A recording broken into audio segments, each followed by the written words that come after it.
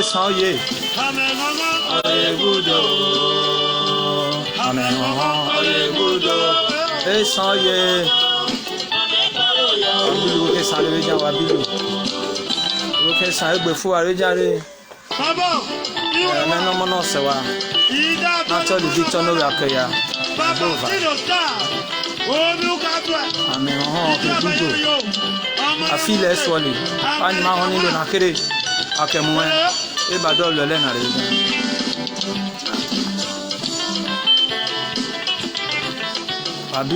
Wabilu. Wado keke wo kesan. Egbe fu are. Wo kesan le je egbe fu are. Wado keke. Wabilu. Ame o oye gudo. Egbe fu kesan le janre. Wa to wa hale. Meno mono so wa. Nati me owe akreya eya me. Eso ti me bit about me actually Esan noriri. Magbova. Elena okay Esan Aborigin Studio. Esan noriri Akugbe awu. Eko ni batana abise ya temo Esan Sago Medical Concept. Ni ma daughter na lo jan wabilu. Wari woni lona. Opportunity to never support. Wakiye o Ikeje Agbegbe o gele o. Opportunity to never support eruna. O akayame. Ya jiro pe magbegbe o Opportunity to never support eruna. Agbegbe ya ja Agbegbe o Esan ye. Iya ti ole Akugbe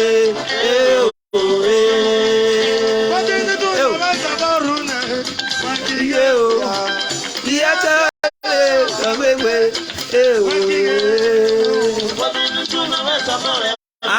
Esan Iya ti Akugbe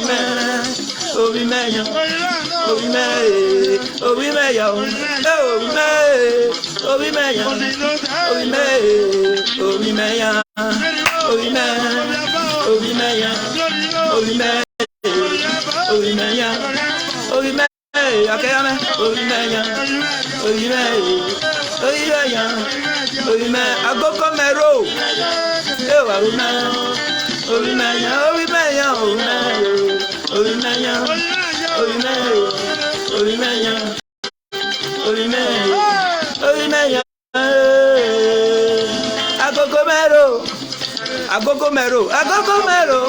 Ele walere owowe agogo mero. Agogo mero. Agogo mero.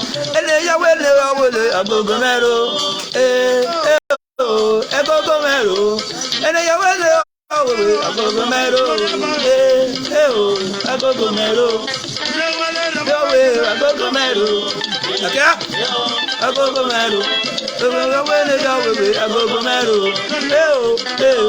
Agogoro akaya na we agogo ma ene nyange ene nyanse ne nyanda me wabilu sanoba samba no mede agogo mero ene nyango kede agogo mero agogo mero kede sa agogo mero ene yawe agogo mero agogo mero ene wane yawe kene mero agogo mero ene yawe agogo mero ene wale ene yawe agogo mero agogo mero wabilu ene yawe ene wane yawe agogo mero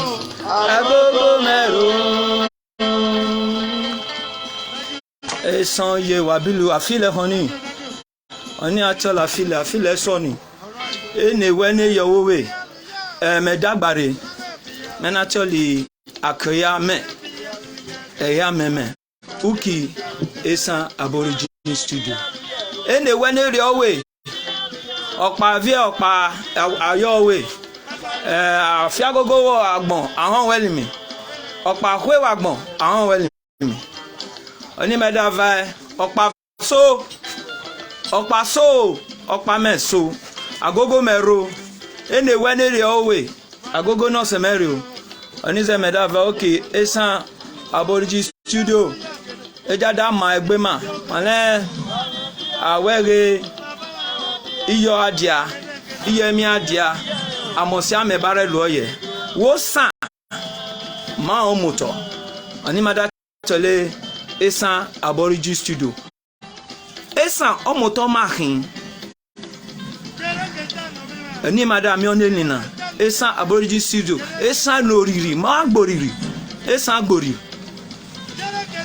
ala we Esan Akugbe na de eke Akugbe ole awuya ikugbe Akugbe opano ole awuya oni madam mi oni ni nada tole Esan Aboriginal Studio Esan noriri Akugbe awu eko Esan Aboriginal Studio nada ye mi Esan trado medical concept eni ada ma egbe ma Esan ebe Esan ago ebi na baba ma fi ma oto nare lu emi ye bare lu ye woto Esan bare lu ye bare make pa egbe o ma homo oko homo ame bare make pa egbe ye a hospital akeme pa egbe woto Esan ikumu male oni meda vale na ida money e ba tol wa never tol ojome ona tol ojome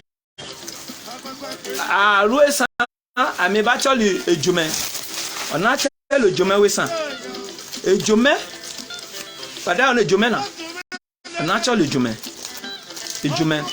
pancana leaves ona palm tree leaves ona tol ejome ona ejome na bi ebe la mekoko opa ne gbole mama mu ne gbo pe le mu okay fun ame bare fun ye wa kan fun ejome wa diyan ri papa wo ame oru papa wo diyan we no weru wo o papa wo kan na wa ri ono we na o kiri o we ke di won diyan ri o we ke wori da bi ready o ke wori wa kiri o ke wori o ki ka fun ejome na wa fun le o ki fun le no sen because le moi ou ne ebe la mekoko Esan wa ne ba tole ebe la mekoko na ebe bo tole saint leaf aki fun Akugbe wa ki fun Akugbe o kiri o powu mewo onu meni ri ewo ni oni wa won o pa ne gbe ko le dagbare abi nekunba o ya nekunba ona mere yin mole obo mekin obo azeseme ame obudo ame buwawa obo ni ma zewe san ma wa mo daje Esan nya sele ma igwe ga mafi bi se na za no mo na afi opele iyo dia ma wa ne dova edo na aro pele bi za no mo igwe ga ma lu Esan so ebi meta ida wege ono jomena opa ne gbe le mu ne gbo pe le wa mu no sen wa fun le o ki fun le akize fun le egbe ki wole o ki fun le ba ebe la mekoko ale ba tele be la mekoko Esan wa ki fun le dio oni wa won so wo pa be o se mo o ki won le like 1 month 2 months egbe pe ki pano ekun ya ba e oko ni mesa pilale me o sa emi no me ebe oko mi oko ne obo mi e jagbare no sen o sabo ya won ne bi kumu ni meta na oni ma de kumu re ja ni me ma wa wuko ni me akeya me executive producer ojobo osi Esan Aboriginal Studio what Esan region we have what we call first aid. The Esan people have what we call first aid. We don't rush to the hospital before we treat ourselves in Esan land. Maybe it's snake bite, maybe it's poison, maybe it's anything. We have the secret in Esan land. What we do in Esan land, we protect ourselves with herbs, natural herbs. This one doesn't need consultation. These are just herbs. And the Bible doesn't stop you taking herbs. herbs are natural herbs, like you have in China and in India. So that's why in my studio here, I teach this. Esan Tradomedical Center, we teach how our forefathers used trado herbs to help each other. That's what we do here. We talk history, we do herbs, and we explain our culture and tradition on this program. Thank you. God bless you. And I've met a daughter Maware who called me Esan Aborigine Studio now. My Bema Esan class. On let me say lu, me da se gbe mi so me say temo about that gbon lege amiere who are the Esan people looking at the economic perspective. That way we Esan na. Akare ebe san re ami wo ye wa gbon dede. Ebe ipe Esan lu, iko Esan lu ne da mi wo. Adoto ni. Me ka gbon ni wa o. Ni wa ti ole, ni wa fi ore. Ono mo research no ayelu. No lolo. Na mege me wa gbon no sen. That way, who are the Esan people looking at the economic perspective? Ida dota maware Esan class in that mo okaimo ni that mawo ojeto no ukodion ida tale ida di atamawa wa iyo ware alu ole aka alu Esan ida gbodo tamare the comparative study of the dance of Esan people. Igbaloni as a case study. Me ye gbon nigiwa. That way comparative study of the Esan people, the dance of the Esan people, the origin, the types, and the dance of Igbabonenimi as a case study. I've thrown that one. We are still going to talk about that one. Myself, I accept Tony. Ida that lege Adam Medi. Ida don't say more. Esikpo bi etitibi afia meva naturally esikpo ni me adota Elena ara tole etitibiti oni otala afia me ena afia me ni agba evano ya adota ni Elena beke mu ateni da wono gwege onwa no seme mi no seme ni ka twa wa bilu wa homani we need to Celestine Okonofa we obilu nuda share nuda like ware nyano ri Esan Aborigine do egbefu ware wai komo omo wai komo ko wai komo egbefu ke san re janre wa no re me wa no share wa no like on the program ni maluna uki Esan Aborigine Studio Esan Aborigine Studio Esan noriri Akugbe awu egbefu ware janre wai komo o bazin gba wo bo so gba wa enenya son enenya dame ekije gbe fun mare so no ba no se no mede no re ma na oke ni gbogodo ado wole ahome obilu na daju ma gba ro ki ono edudu na ede na elena ida ado wole obilu o se obilu nu re ra ma na oke ni gbogodo obilu o se obilu nu re ma na oke ni gbogodo olole ni ma fo ekole lójú wa o se ma gbono o ogbono idawe o se gbono noro na me na oke ni gbogodo oke ni gbogodo oke nerena oke didido no dare ma na wona da vai awada kwa we oke sanrebejan neru isi eneru Eko eneru Abuja eneru Port Harcourt ejibe ada eneru Ibadan ni wada yo ni wada vai egbefu wa janre wa to wa khale imame yo sawa o igbegbi mu yo sawa apapa deudo ina mi la kokun na me ayen le pe kokun no bomu egbefu wa janre wa to wa khale ani zen me da wege e baluwe na emi na luwe san Esan maze wena maze san ma lo Esan wa re kame wuko ni program maluki Esan noriri Akugbe awu ina ma da lo Esan oni ma fe ke lewe san because ma wa lo Esan iwi ma yen san ame okibwe ina edoki wege na wo ki nya Esan oni ma na ire na ni ma na la bia na da lo ma Esan ni madare santalo ni madare sangwa ami keke san awa mi feke san esan hin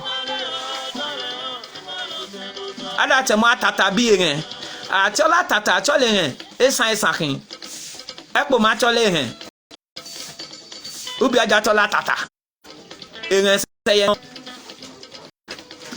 ati okuye esan nya okuye awa ni Portuguese va e ba tolo okuye meni o ya ke anobo na emado akan tiama won e ba re tiama ye ekwe e mado nu gbete e makuta e wona da ka roku ye lize e wona da mi governor e wona da mi ebo ya re tiama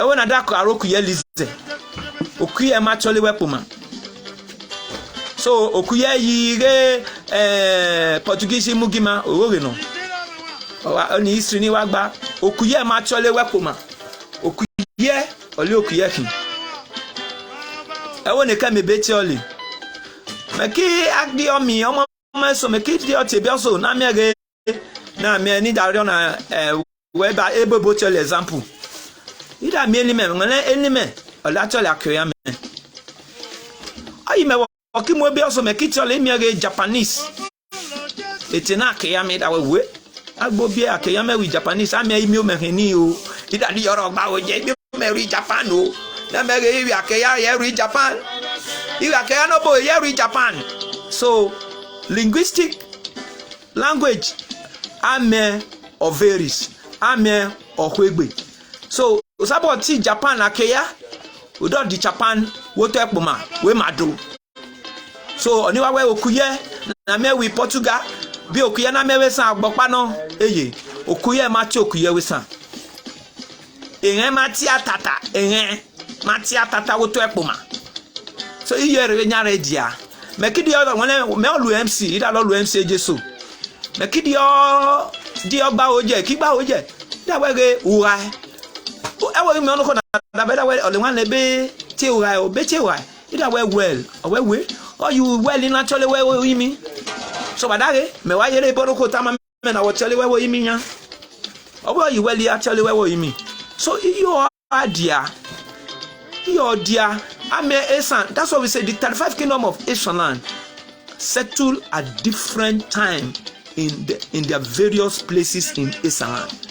Ekpoma settle at a different time in the different place in Esan. Uromi settle in a different place in Esan in a different time.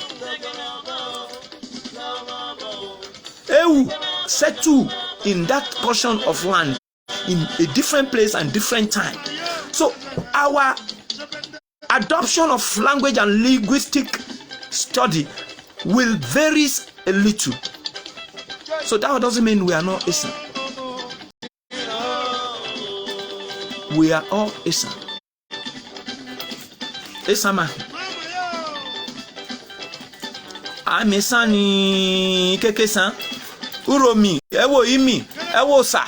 Ewato Esan akokin ami kekesan so me mama do tele na da were azeva de bi ani sede ene bi ani sede na me yan ma na eru ekpo ma na eru Esan le bejan atemo Peter Obi na we ono kan le oyalu let's vote across the party line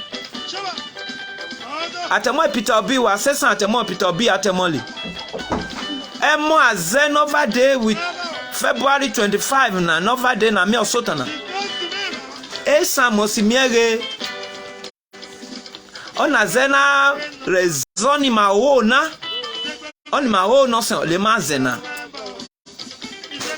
nene me asulu agbon de doku wege nene me asulu agbon na real mi okwe zewari oba o zeweli meran zonu la ze o wiye me o zonu la ze wa zewari oba uzeweli meran ona zenova na ari oba ruwo eni me ruwo ona kan oleweze ona ye waja zono ye ma ona lo eminesa ukoru Esan hospital Esan school Esan emsoso ye Esan ami amewoto Esan ida do kon me apakomiza ndondo ni melu bo e wona da be me mado wo bilu but if me not you say as ever de wada lo mi we san one is senator one is rep one is governors no working or representative man working as Kaloma we Abuja wa lo mi ni ma renege ma ye mo wa wokun eni atemo 2024 yan governorship we san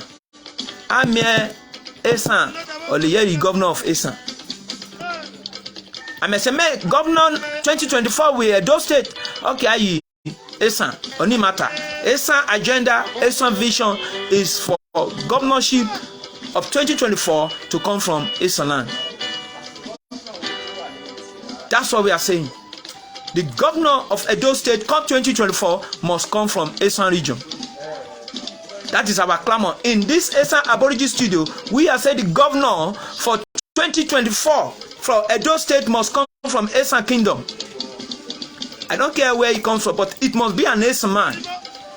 Because the Afema have ruled, the Bini have ruled. It's the turn of the Esan. People are shouting a Milokon and you are angry.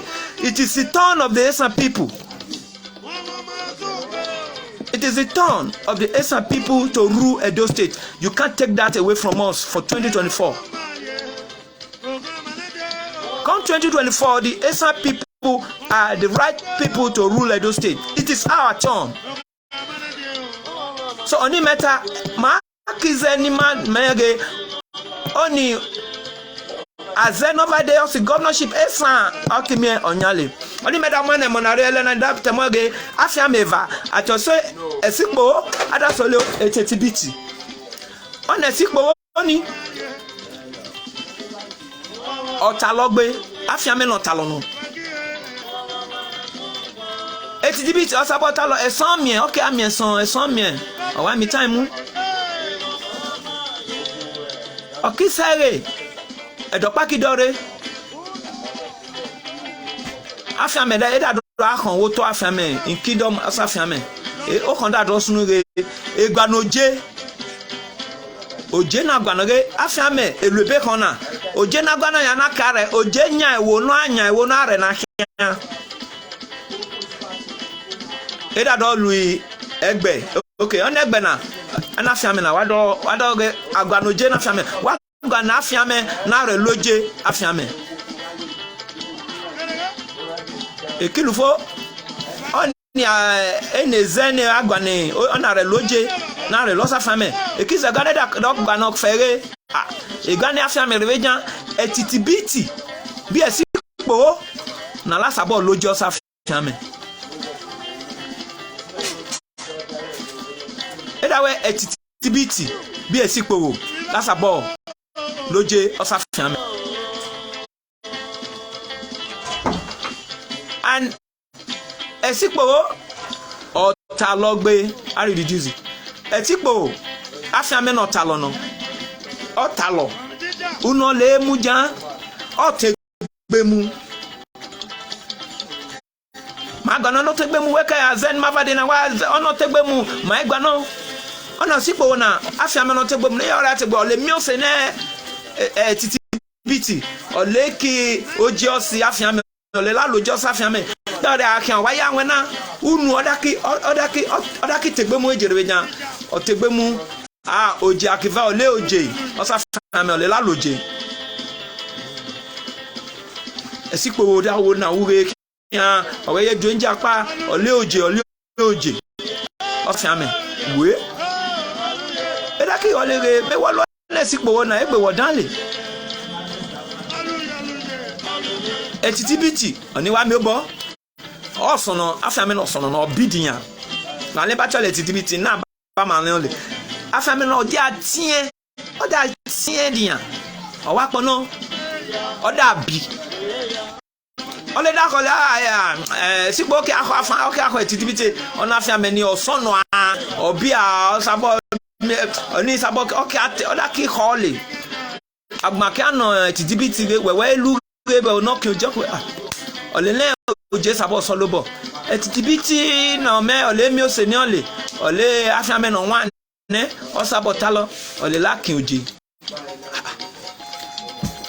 esipo wan na ge bole tani agbon wa ya we mole e kare we mole o e ki me wa ya we mole e na ki we ne gba ne na loje e ki va era we a etitibiti bi esipowo oni na dari oji but na viva awa mi na re loje era okay okize bo era we le dati afia merewejan akidolu aze oni we kan no lojerie lo la waze select it iyare lo eda mere kilo aze esi po da se wo tegbe mo le la ki ojewe na le oje afia me awa jagbon da mi o to mu kun okay ategbe mu etiti bi da fe ka enwe an olon le mo awo no re kin oje ole sabota lo egu eta lo esan mi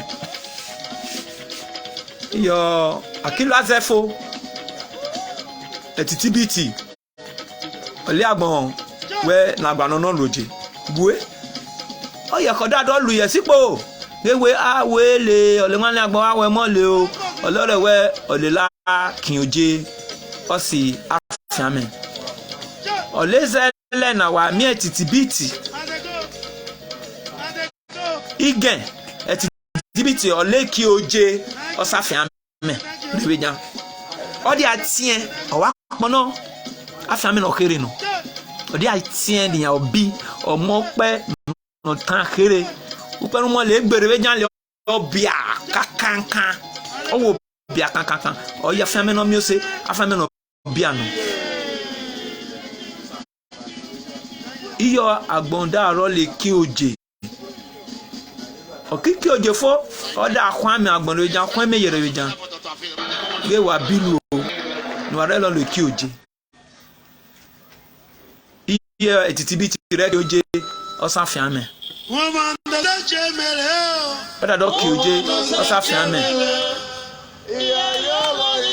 oni kitama wa ebe ni emo okanigbe na tamare na te gbemu enewere na laki president na laki governor na pa nya ewo na laki senator waji mata manare maye sabo lo aze na re na kewo oni medo Thailand waja we mo egbewe san aja ri ona alo emiesi ma we san emiesi ma gba no maye pano no Esan na ye mema na eru eko na eru Abuja ma na eru Port Harcourt aye vawa mi wana wo wa e wo Esan mi wana aye suwari mi wana wo wa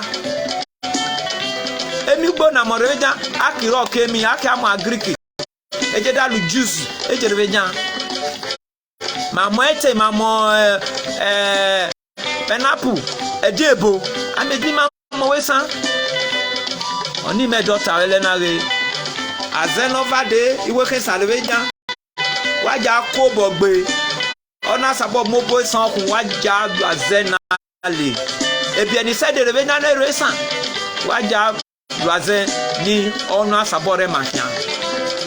Let us vote across party line. Edo State doesn't have party. Vote against party line. Vote for the responsible Senate, a responsible responsive that will listen to the yearnings and aspirations of the people, of the Esan people. That's what we are asking for. We want people that will listen to the yearnings and aspirations of the Esan people. Come 2024, we know that Esan be the governor of Edo State.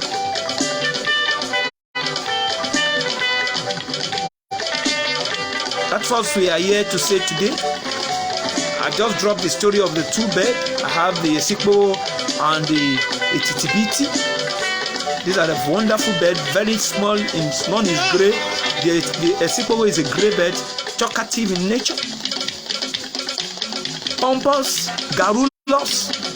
The Esikpo is so pompous, so proud, that he always say he's the best bird.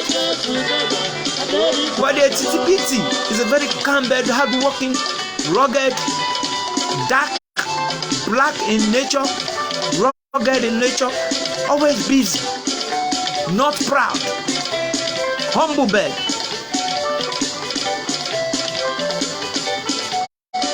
So there was an argument in the bird kingdom once upon a time. in the Bed Kingdom, there was an argument that they needed a king. So there was a committee selected to search for who would be the best king in that kingdom of Bed. After all said and done, the committee arrived at two beds called a Sikpo and a Titibiti. That these are the two beds to become the king of the beds.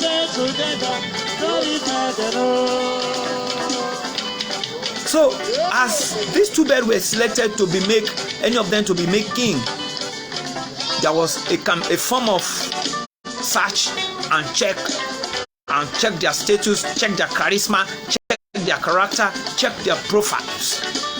So the committee keep checking their profiles, checking their character, checking their charisma to rule the kingdom of the bed. So they could not find who to pick. Before then, the Esikpo has been going around pompous, garrulous, shouting, "Is the best bed, is a good talker, is loved by the people, he can do, is more sensible, is more brilliant than the Esikpo, than the Titibiti. He's handsome, he's beautiful, he's socialized than the Titibiti." He was making mad, being proud. Due to his proudness and everything, the other bed they come out to be disliking him. But the Titibitis was a calm bed, humble, was just if the Esikpo is the king, there's no problem. Because Esikpo is handsome, is brilliant, is a talking type. Him is the hard working type, he's very busy working. So when the election came, the committee set up an election panel and they set up a panel for the election. And the election was taken. Everybody cast their vote. Unfortunately for Esikpo, a Titibiki was selected or was voted to be the kings of the bed. Shame unto Esikpo. He could not hide his face. He was ashamed, full of shame, because his proudness, his garrulous brought him down. The Titibiti that was so calm became the bed, the king of the bed. From that day onwards, the Titibiti became the king of the bed. And if you know history so much, if you know a bed called a Titibiti, a black tiny bed, from that day onward, you see the Titibiti flying so high on top of any beds. He can defecate on top of any beds. He doesn't defecate on the floor. He defecates on top of beds. And this same Titibiti use the feather of every bed. So if you get this feather of a Titibiti, he doesn't sleep on a nest the next day. The next sleep today, he changes it because his work is to get the feather of the bed. He has a colorful nest that he always sleep on, the Titibiti, because he's the king of the bed. So he sleep on the nest of the feather. He use the feather of the other birds to create nets, and he sleep on it every day. Different nest every day, because he's the king of the bed. So this my story makes sure that nobody should be called himself a milocon. Nobody should be the best. The people had want to select a leader, a wonderful leader that will lead us to the greener pasture. That's what we ask for, and that's why we are here. Okay, so Wabilu, only that time I my daughter and another time who's another day me dagbare me agodagbara me is another day. You could not tell more the comprehensive study of Igbarbo enemy. Comprehensive study, both tradition and culture of Igbarbo enemy. We have not said it over here. I said Taloki, Esan Aborigin studio. But on this is a comprehensive study. Ebe mevade, maybe. Ebe my manuscript is out. Ebe mevade, my brother Celestino Konofa. Ebe mevade, on ebe adagbare. Ikidog bemo actually Esan noriri journal. Ebalu Esan region. Ekole medayi ebato the comprehensive study of Esan dance. He can agbe woto Esan region. gbàgbé noje adabi senu egbe ikenu eja na gbe woto Esan agbe noje agbega eba ikenu eja na gbe woto Esan akudotale asonogun ije eleye ikwekwe mana eba chale kwekwe Esan oni ebe botoli calypso wa yin kwekwe akatole kwekwe oni atole Esan but oni botoli a cappella I mean to say oni botoli a cappella mesama imane sanchole kwekwe oni botoli a cappella oni ma 1000 another day wa bilu egbefuware wa egbefuwo kin sare jare o wa ikomo egbefumare abilu wada re Esan Aborigine studio na mde bi mata we na le jan ebekwe Esan gbe o paso dada no me dada wege agbon dede adami eje bi oti wo ka elena oti wo aleja to le oti wo ka eja bole elena okoven oruwo na mde iruwa bi epo mako nyaale onu toni iruwa bi epo ma na akonya onu toni okoven because agbon dede iruwa bi epo ma ko kan wonu toni o kan wa aruwo hotela na ida mo coven wo e ba ti lo coven omi o ma ke kokin aye ni gbe kan ebe ko Esan gbe ma daughter we na we call it Esan Aborigine studio Esan noriri Akugbe awu telling the history that unite Esan land both cultural and traditional heritage of our people. Here we discuss cultural traditional heritage of Esan people. We are not here to discard, even if we are talking the history of Esan, what we are saying that the Esan they are not offshoot of any people, they are not offspring of anybody. The Esan have been on ground before now. Even if you come to this my section and come and insult me, we are not talking of that. We are not talking of insult here. We are only enlightening our people that Esan, you should not say you are Benin. Esan is Esan. When you come, you are from Ekpoma, from Muro. Don't say you are from Benin. Identify yourself. This language I speak is my tradition. Esan language is my tradition. The first tradition I know is your language. Speaking Esan. Esan naze ole bina baba makafi mauto. It must go into extinction. We should not allow Esan to go into extinction. That is why my program comes out. I speak majorly Esan.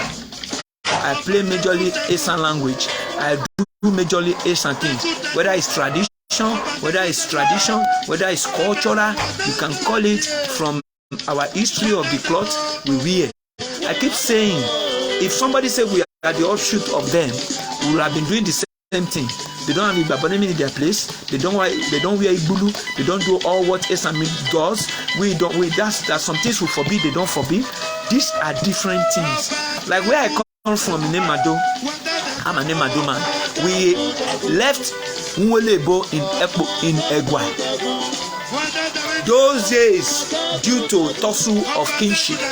Where I come from in Nemado, Odogbe, we left Nwelebo to settle in Nemado. So today, we from that Odogbe, my Duma is Udumeha.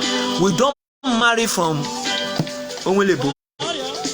So there are culture and tradition and taboos in Esan land that we are going to bring here and be saying one after the other. Is it the way we wear our clothes, the way we eat our food? That's what we're going to bring here and be talking. And we had little of history and we have little of our first aids. Esan people do have first aid in olden days. Maybe you say snake bite somebody, maybe you have a convulsion, maybe you are sick, maybe there's something. That's what we call first aid in Esan land. That's what Esan people does. We brought in Esan tradition in this Esan Aborigine studio to teach ourselves who the Esan people are, who we are as Esan people, that we are not second. Esan are not second. Esan are not second to anybody. We are Esan. Esan we are. That's why we are here. I greet everybody and I keep saying, go and follow me and share my program.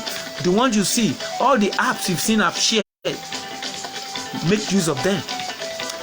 They are very effective and active. They are tested and trusted. The hibiscus flower, I said the other day, I dropped a picture of an hibiscus flower. The white man call it flower.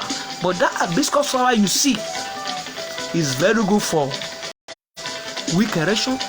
It's very good for low sperm count.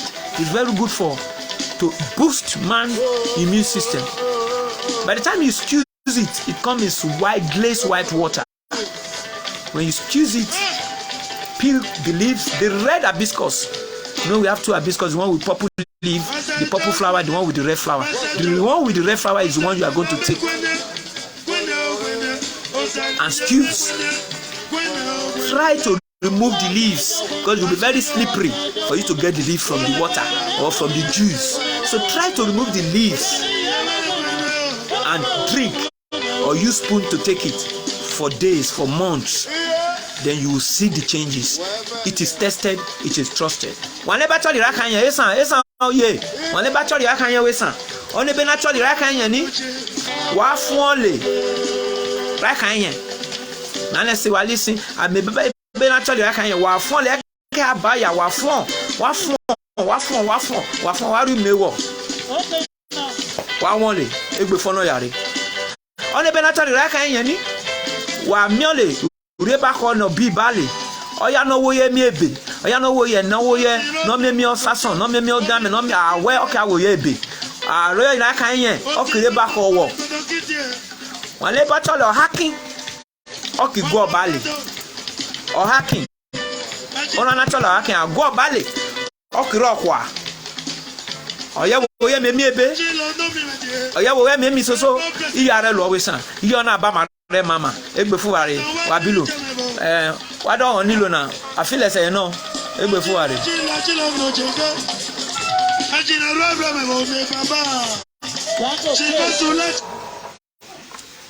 no iyo no ware wowo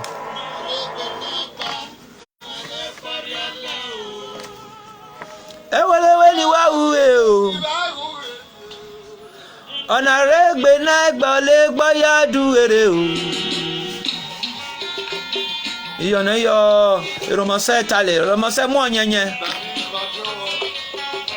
Ọ̀ní mẹ́lú mẹ́tánà ẹ̀dọ́gbanú mẹ́lúfo mẹ́dákun wá mẹ́lúfo mẹ́dákun wá. Ẹ̀wọ̀lẹ̀wẹ̀ ló sì wá wúre ọ̀nà rẹ̀ gbé náà gbà ọ̀lẹ́ gbọ́ yá náà o. Bàbá tó fi mẹ́ẹ̀ẹ́dẹ́ bàbá o, ọ̀rẹ́gbẹ̀ náà gbà lé gbáyà dúwèrè. Ìyọ̀nà ọ̀nà ọ̀rẹ́gbẹ̀ náà gbà lé gbáyà dúwèrè. Màná ẹbí mi àtàmà àbábí nẹ́nẹ́. Àmì ẹ̀sọ́ máa kú yúkì. Àlè lọ́lẹ̀ àti ọmọ àtà wà mí ẹ̀sọ́ nọ́mọ̀. Wà ló èmi nọ́mọ̀. Àdé ọmọ ya paná. Ọmọ ọ̀rọ̀ ya kàn pẹ́ à. Ọmọ ya paná egbefu àríwá bílù egbefu eke sàrí. I will use this medium to sign this man out here. This is affiliate. I will give you affiliate to sign out. I appreciate you join me on my program Esan Aboriginal Studio. Esan noriri Akugbe, telling the issue that unite Esan people, both cultural and traditional, both cultural and traditional.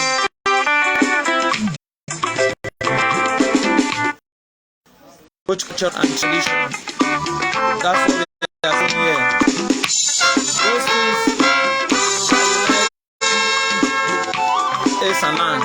Those things that unite us is what we talk here. I am your host, the executive producer, Esan Aboriginal Studio. Strictly Esan, proudly Esan, because I grew up in Ibadan. Because as soon as I'm coming to talk about the Babon enemy, I will now talk about what similarity the enemy of the Yoruba, the enemy of the Esan have in common. They have the same thing, something in common. What you really mean Esan is our ancestors. What they call enemy in Yoruba, Araoru, is called the ancestors. So as I mentioned Ojelimi, we have different Ojelimi in Yoruba land. They have strictly Ojelimi. They don't have a particular masquerade that is called Ojibo. But they have Ojelimi majorly because most of their masquerades are worship. So listen to Afile and enjoy it. I'm signing out.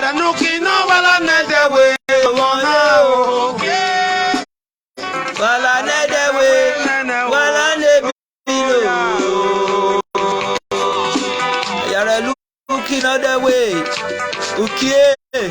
Wala nedewa wala nebilo. Okay. No sema wa iwekesa. Ukirewe na so wa awa. Oni medo tama wa elena. Egbo fu ekesa rewe nare. Rewe gan egbo fu are. Wala nedewe okay. Wala nebilo.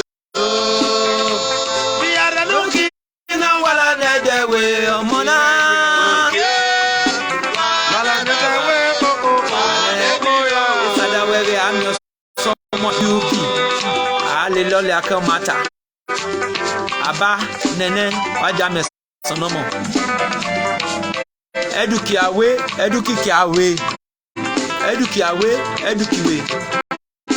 wajame sonomo amen oduro no wadre na actually this no we akoya bi alunuki no wala na dewe baba but me ka kuwa asile sona ware owo omelo go me ogbo bi aranuki no wala na dewe go wa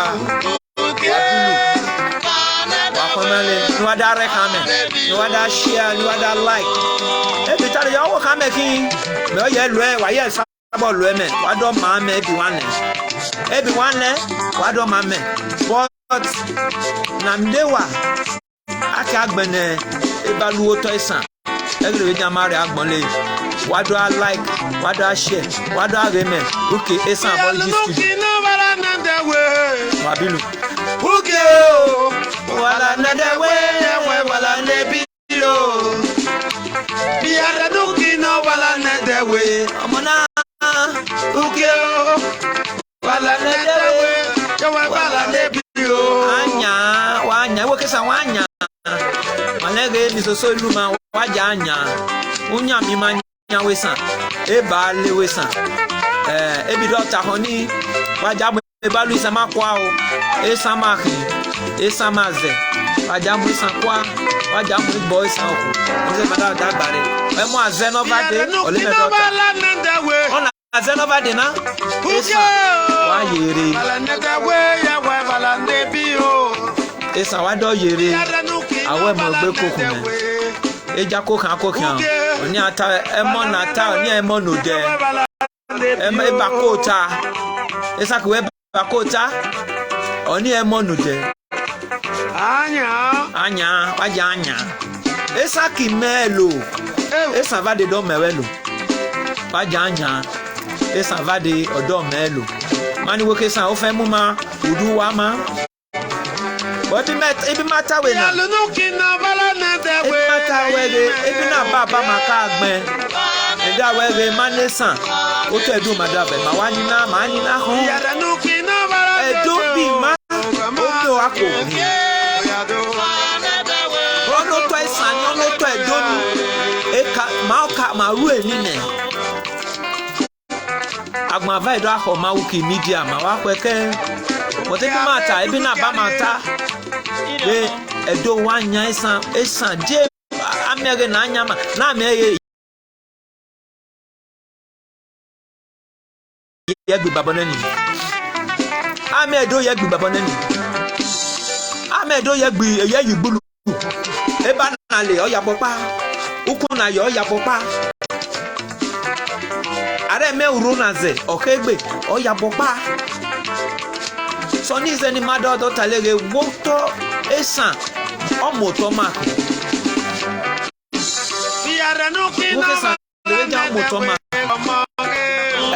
we do da vai wo to edo Esan okin aya we bi ni da vai mo me so look Facebook I don't feel okay we bi ni all da vai we da ni believe vai we sa bo me sa we na vai unu ro mi vai unu po ma vai unu bi aja vai unu wa to vai unu wo sa vai bonle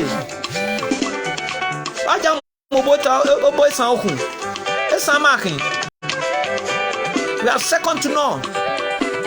You so that way do Akugbe do that vai when they sound we do the new that vai the other ni believe vai le sama kin e sama ze e sama gbori ukiyare o e bikire o iyono afile anya mo nyenye afile obilu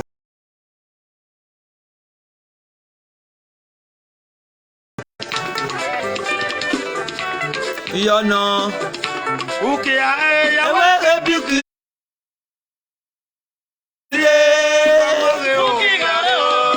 ebikire o male uzana no vade wadore owo nda wege onuzana no vade ni emo ukia agbe onuke igbabo ne mi ya dota wina ukia agbe onuke ebi gbabo ne mi ro to obo ikana gbe wo to Esan Ukia ya dota na no vade ukia ge biukiri are me pa egbe ole ya mata we so egbe fuare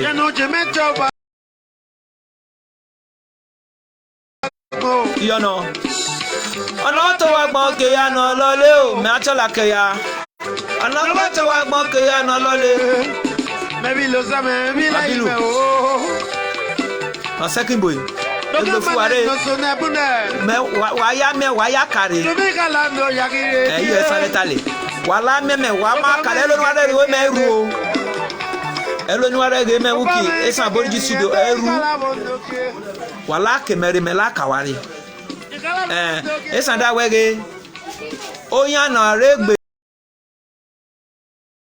go ora na regbe go no dere ora na regbe go no mo ya mo no dere adegbo ya egbo ya so sono ba so pa sabo mi pa ya ami o mi wa mi pa akweke oyo lo sono ba we no mi pa ami o kwe wa mi pa akweke oyo lo sono ba we no mi pa ayo mo iwo na wa sabo mi pa oyo lo sono ba we no mi pa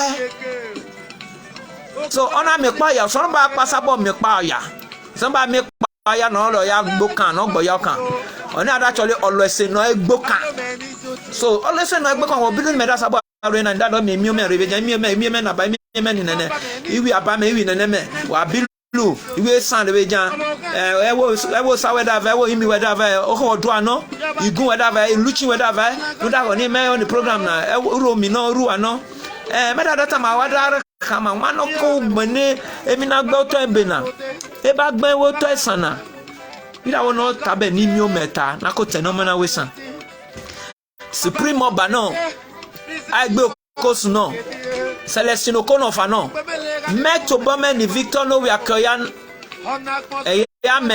ayame akoya waja do gbebe waja ko bogbe na ko gbebe agbon lebe ni akimu in library imoni ma bie imoni mi omo bie imoni never de keke ma kido kalere ye Esan we are second to none Esan Aborigin makin omoto makin ma omoto so my brother okono for Celestine ko gbon ebe ni wetani egbe fuere okoro John we omo wege me egbe fuere elo ni wege me eru o ware jano ge me ro ni ware me eru egbe fuere jare egbe fuare eji ware da ge me ro jan egbe fuare eji ware da ge egbe fuare a second boy egbe fuare a second boy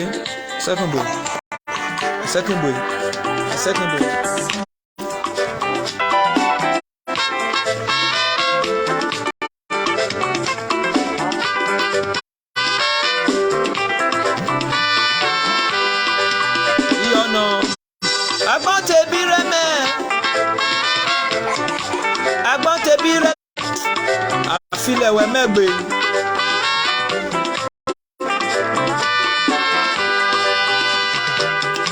Agbọ́n tẹ̀bi rẹ̀ mẹ́. Agbọ́n tẹ̀bi rẹ̀ mẹ́.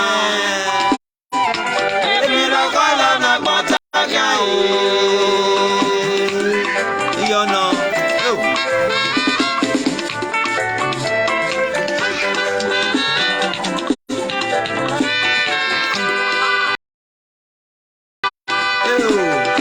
Agbọ́n tẹ̀bi rẹ̀ mẹ́. Agbọ́n tẹ̀bi.